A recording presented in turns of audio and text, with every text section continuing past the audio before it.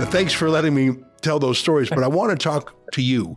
The world is on fire right now, whether it's I feel like we're sleepwalking to World War III in the Middle East or the Ukraine-Russia conflict, massive inflation, poverty.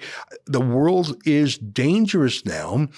And I think that means that carbon taxes and green schemes, which are sort of a luxury policy item. That's what Democrats talk about when everything's going well. That's what ordinary people say. Yeah, I'm totally in favor of that when things are going well.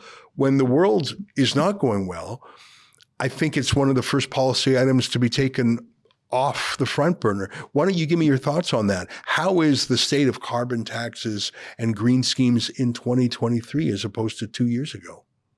Well, let me just say that even in good times, people, you have your activists and you have your government and corporate, they all push it extra hard in good times and prosperity. But even when we had the good times years ago, you had Pew Research, major respected polling, asked people their priorities, and climate change, on a word, whether it was Gallup and whether it was all these different international and national polling firms, would find climate was ranked 18, 19 out of 20, 20 out of 20, 10 out of 10. Even Gallup one year found among environmental issues, and this wasn't that long ago, 5 years ago, that climate was dead last among environmental issues behind clean air, clean water, species extinction, deforestation. It's always been dead last to the general public. Now, what ends up happening here is they recognized this years ago, and I still say March 2020 changed the whole mindset. They no longer cared about whether the public was behind it or whether they had to sell it. They introduced the Green New Deal in Congress in the United States, never scheduled a vote, never voted on it, never had hearings, never did anything. They don't need it because everything's bypassing democracy, corporate government collusion now when it comes to this agenda, every cabinet agency. So that's what's happened. So that has gone on apace. And then you add in the Inflation Reduction Act, which has brought in hundreds of billions of dollars now and with trillions committed.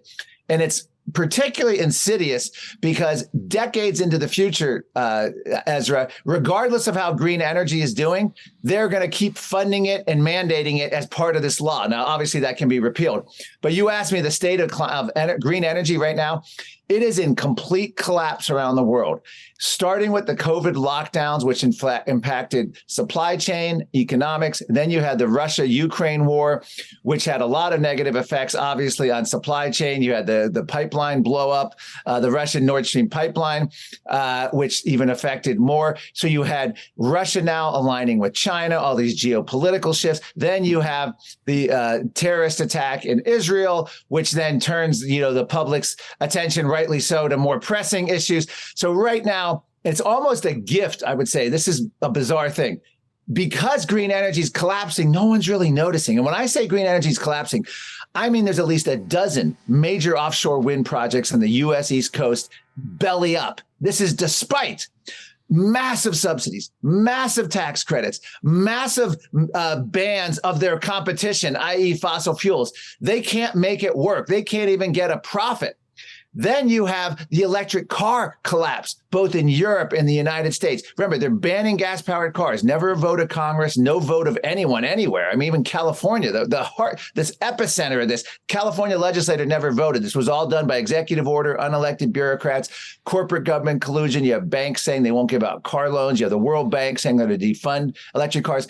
We now have the CEOs of just about every major Western automaker, from Mercedes to Volkswagen to Ford, Chrysler, all saying EVs, this is not working. They're piling up on our lots. We are hemorrhaging money. And as they're saying this, they're looking at the next 10 years and all the mandates are coming in more. Government doesn't care. This is an ideology like the Soviet Union. It's like an old Soviet playbook. You're studying Soviet central planning. They're going forward with this statutorily in our books. But finally, we're getting the CEOs to come back. So what's happened globally is this is an utter and complete collapse. And in the case of EVs, one last point, China is about to become the world's #1 automaker over this time period if these mandates continue and nothing changes in Europe and the United States. And what I mean by that is China has the monopoly on all the rare earth mining for the EV batteries. They have the cheapest EV cars. They have the lowest environmental standards, the lowest human rights standards.